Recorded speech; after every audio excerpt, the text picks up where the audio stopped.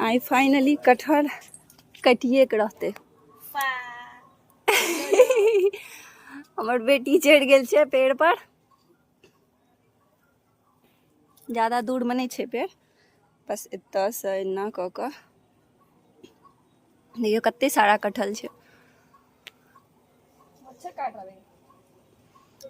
मच्छर का काम ही है काटना।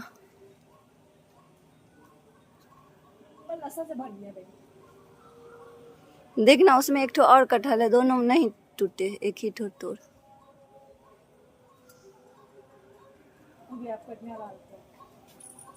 कटने वाला है। फाइनली कटहल टूट गए। ये मेरे तरफ भी दिखा दो।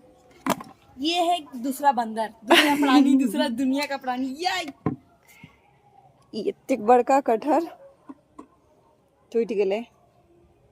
लगभग ही देखे में छोट लागे, लगभग 3 kg का हेतै। बाय बाय, मिले छी नेक्स्ट वीडियो में।